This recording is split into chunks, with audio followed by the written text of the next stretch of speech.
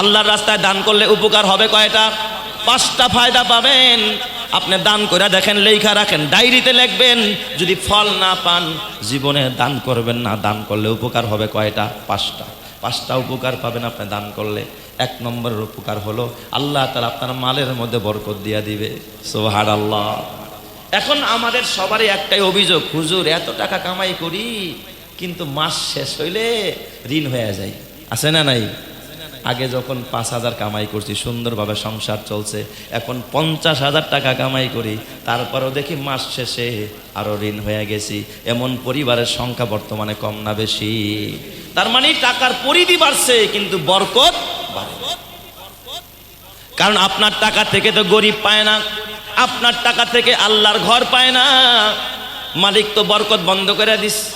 এই জন্য কসম দিয়া বলি, সদকা করলে, যাকাত দিলে মাল বেড়ে যায়। আল্লাহর নবী বলেছে, আপনি দিবেন 1, আল্লাহ তাআলা দিবে 10, আপনি দিবেন 10, আল্লাহ দিবে 100, আপনি দিবেন 100, আল্লাহ দিবেন 700। চিৎকার মেরে কন্যা আল্লাহু আকবার। আল্লাহর ধনভাণ্ডারে 1-এর বিনিময়ে 1 বলতে কিচ্ছু নাই, 1-এর বিনিময়ে 10। মান জাআ বিল হাসানাতি ফালাহু আশরু আমসালিহা। আপনি যখন 1 দিবেন, 1-এর বিনিময়ে 10 গুণ বাড়ায়া দিবেন কে? আল্লাহ। আল্লাহ আরো কত বাড়ায়া দিবে। সুবহানাল্লাহ, জোরে কান সবাই। এই জন্য 1 নম্বরের ফায়দা, দান করলে মালে বরকত দেয় কে? আল্লাহ। 2 নম্বরের ফায়দা, দান করলে হায়াত বেড়ে যাবে। দান করলে কি বাড়বে? হায়াত বাড়বে।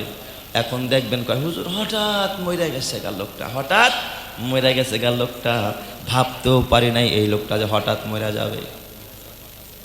দান করলে আল্লাহ হায়াত বাড়ায়া দেয়। দান করলে আল্লাহ হায়াত বাড়ায়া দেয়।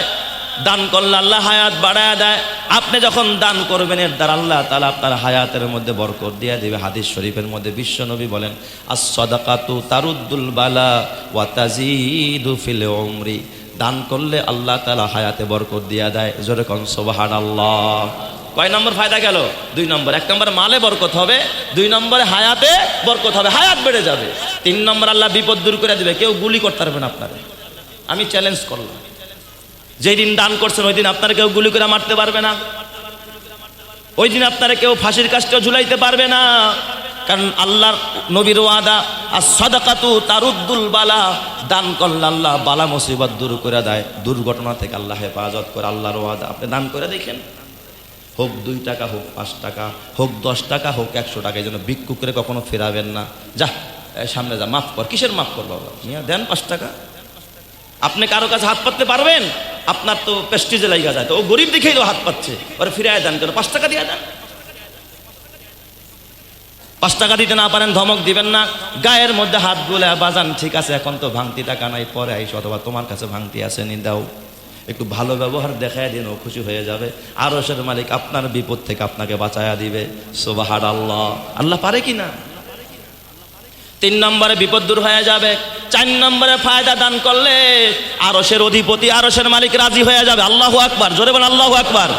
আল্লাহ রাজি হয়ে যাবে দান করলে। আস-সাদাকাতু তুতফিউ গাদাবার রাব্বি ওয়া তাদফাউ মিতাতাসসুই। দান করলে আল্লাহ তাআলা রাজি হয়ে যায়, আল্লাহ খুশি হয়ে যায়। আপনার শত্রুরে নিয়ে, শত্রুর পোলার হাতে যদি 50টা টাকা বাইর করে দেন, নে চাচা তুমি কিছু খাইও, দেখবেন শত্রু কেবো, দেখছো আমার পোলারে 50 টাকা দিয়ে আসলে তো আমার ভালোবাসে। শত্রু আপনার বন্ধু হয়ে যাবে। ঠিক না বে ঠিক? কয় ঠিক। যখন আল্লাহর ঘরে কোনো বান্দা দান করে দেয়, আল্লাহ তাআলা দেখবে যদিও নামাজ ঠিক মতো পড়ে না, রোজা ঠিক মতো রাখে না, কিন্তু আমারে ভালোবাসে, কারণ আমার ঘরে দান করে আমি আল্লাহর প্রতি রাজি হয়ে গেলাম। ও মরতে দেরি হবে, খোদার জান্নাতে যাইতে দেরি হবে না। সুবহানাল্লাহ। 4 নাম্বার কি ফায়দা বললাম বলেন তো? আল্লাহ কি হয়ে যাবে? রাজি হয়ে যাবে। আল্লাহ যদি রাজি হয় আর কিছু দরকার আছে? আল্লাহ রাজি হলে তো সবকিছু আপনার হয়ে যাবে। 5 নম্বরের ফায়দা, আপনি যদি দান করেন, 5ম নম্বরের ফায়দা হলো আপনার মৃত আত্মীয় স্বজনের কবর আযাব আল্লাহ মাফ করে দিবে। আপনি যখন দান করেন সবাই দেখবেন দোয়া করে, আল্লাহ তার মরহুম আত্মীয় স্বজনকে মাফ করে দাও। বাবা কবরে, মা কবরে, যেই বাবা মাথার গাম পায়ে ফেলে ঠেলা চালাইতো, বাবাই কুলিগিরি করতো, কুলিগিরি।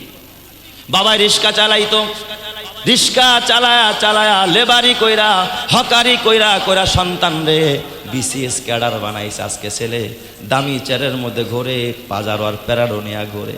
অথচ ওই যে অসহায় বাবার খবর নেয় না, এমন কুলাঙ্গার সন্তান জমিনে আসে না নাই? টাকার গরমে এখন বাবার কথা ভুলে গেছে, কবরস্থানে যায় না, কবরস্থানে গিয়া খবর নেয় না। এই জন্য যুবক ভাই, তোর হাতে পায়ে ধরে বলা যায়, তুই যদি দান করস আল্লাহ তাআলা তোর মা বাবার কবর আযাব মাফ করে দিবে, তোর মরহুমদের কবর আযাব মাফ করবে। তাহলে বলেন তো দান করলে ফায়দা হবে কয়টা? 5টা। সবাই বলেন কয়টা? 5টা। 1 নম্বর কি বলছিলাম বলেন তো? মালে বরকত হবে। 1 নম্বর কিসে বরকত হবে? মালে বরকত হবে। 2 নম্বর আল্লাহ তাআলা হায়াতে বরকত দিবে। 3 নম্বর আল্লাহ বিপদ দূর করবে। 4 নম্বর আমার আল্লাহ রাজি হয়ে যাবে। আর 5 নম্বরে দান করার দ্বারা আপনার মৃত আত্মীয় স্বজনের কবর আযাব মাফ করে দিবেন যিনি, তিনি কে? কয় হুজুর কারে দান করবো? ভালো মানুষই তো ভাই না। আর আমি আসমান থেকে ফেরেশতা আনবেন নাকি? কারে দান করবেন? আপনার দায়িত্ব হলো দান করা, পুরা করার মালিককে আল্লাহ। বুখারী শরীফের এক ঘটনা শোনাই, আগের যুগের এক ঘটনা। এক আল্লাহর বান্দা ওপেনেও দান করে, গোপনেও দান করে। রাতের বেলায় টাকা নিয়ে বের হয়েছে দান করবে, জানি কেউ না দেখে, গোপনে গোপনে দান করবে। রাতের বেলায় দান করার জন্য বের হয়েছে, পথিমধ্যে দেখে চুপি সারে চাদর মোড়া দিয়ে একটা লোক দৌড়ায়। ওই লোকটারে পায়া কয়, এই ভাই এদিকে আস। পরে চুপে চুপে টাকাটা দিয়ে দিছে, নাও তোমার দান করে দিলাম। সে জানেও না লোকটাকে আসলে একটা চোর। লোকটাকে কারে দান করছে? এ কথা কয় না। কারে দান করছে? চোররে দিছে। চোরের হাতে টাকাটা দিয়ে দিস। সকালবেলা ওই লোকটা বলে, আল্লাহ আমি যে দান করতে পারলাম আলহামদুলিল্লাহ, এই লোকটা না আইলে আমি কারে দিতাম। কিন্তু লোকেরা বলা বলি আরম্ভ করেছে যে এই লোকটাই তো ধনী মানুষ, চোরের হাতে দান করলো, চোররে দিলে লাভটা কি? কিন্তু শেখ আল্লাহ আমি তো জানি না চোর না ভালো, আমি তো ভালো মনে করে দিয়েছি, আল্লাহ তুমি কবুল করে নাও। জোরে কোন সুবহানাল্লাহ। প্রথম রাত্রে কারে দিল? চোরকে। দ্বিতীয় রাত্রে আবার টাকা নেয়া বের হইছে। বের হইয়া কোনো মানুষ পায় না, হঠাৎ দেখে রাতের আধারে নিবৃত্তে এ বাবা আঁচল মুড়ি দিয়া এক নারী যাচ্ছে, এক মহিলা যাচ্ছে। এই মহিলাটা হলো পতিতা মহিলা। কি মহিলা? পতিতা মহিলা। যেই মহিলার চরিত্র খারাপ। এই মহিলা পতিতা ব্যবসা করে, নিজের দেহ ব্যবসা করে। একজন নষ্টা চরিত্রা একজন মহিলা। এই মহিলার পায়া লোকটা টাকাগুলো এই মহিলার হাতে দিয়া দিস। সে তো আর জানে না মহিলা পতিতা বৃত্তি করে, মহিলার চরিত্র খারাপ। সকালবেলা আল্লাহ আল্লাহ গ এই মহিলার না পাইলে আমি টাকাটা কারে দিতাম? আল্লাহ আমি টাকাটা তো এই মহিলার হাতে দিয়ে দিলাম, আল্লাহ তুমি কবুল করে নাও। কিন্তু লোকেরা যখন শুনছে, বলা বলি আরম্ভ করছে যে লোকটায় একজন পতিতা মহিলা, একজন বেশ্যা মহিলার টাকাটা দিয়ে দিল। এ নিয়ে আলোচনা সমালোচনা আরম্ভ হয়ে গেছে। তৃতীয় রাত, এটা সত্য ঘটনা, বুখারী শরীফের হাদিস। বিশ্বাস না করলে ঈমান থাকবে না। তৃতীয় রাতে লোকটা যখন বের হয়েছে, বের হয়ে দেখে এক ভদ্রলোক, একেবারে টিপটাপ, পোশাক আশাকও ভালো, চেহারাটা বড় ভালো, দেখতেই মনে হয় সার সার বাপ ধনী মানুষ। দেখে কাউরে পায় না, ওই সারের হাতেই টাকাটা দিছে, নেন এটা আপনারা দিলাম। সেই টাকাটা নিয়ে গেছে। সকালবেলা লোকেরা বলা বলি আরম্ভ করতে লাগলো, হায় হায় এই লোকটার কি হলো? এই লোকটাই দিয়ে একজন ধনী মানুষরে দান করে দিল। এই লোকটা তো ধনীরে দান করছে।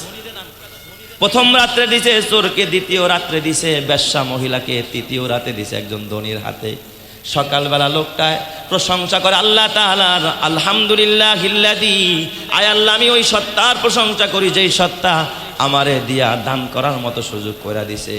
এরপরে লোকেরা বলা বলি করে, দেখছো লোকটা কেমন মানুষ, গরিবরে না দিয়া ধনীর হাতে দান করলো, চোরের হাতে দান করলো, বেশ্যা মহিলারে দান করলো। লোকটাই তো ভালো মনে করে দান করছে।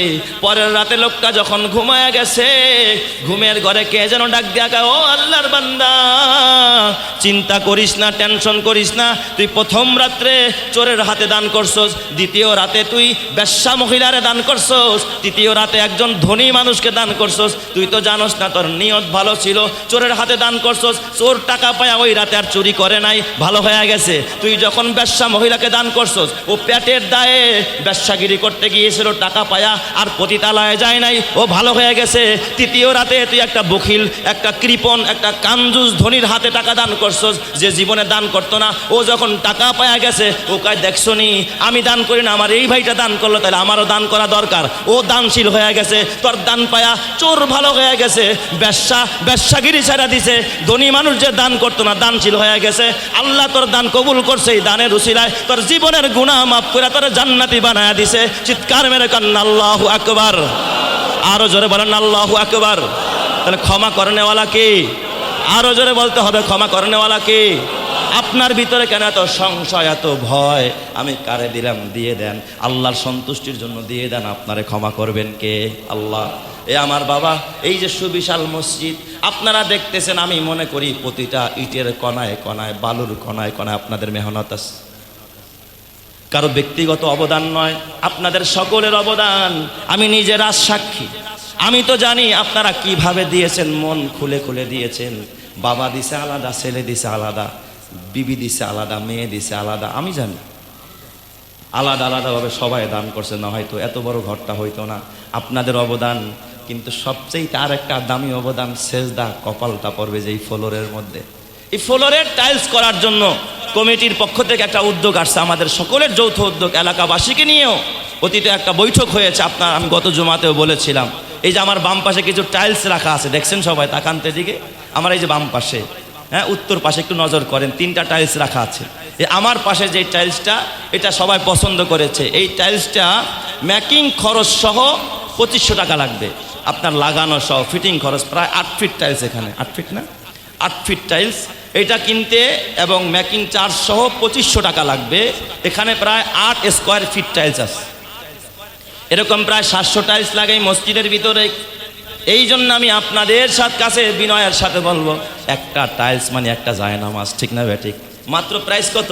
2500 টাকা। আমরা টাকা চাই না, শুধুমাত্র স্যাম্পলটা দেখে আপনি কিনেও দিতে পারবেন এই মালটা। অথবা যদি চান যখন মাল আনবে আমি সাথে যাব, হুজুর আমিও 10টা টাইলস কিনে দেব, 5টা টাইলস কিনে দেব। আমি বেশি চাই না আপনাদের কাছে, আপনাদের সামর্থ্য অনুযায়ী চাই।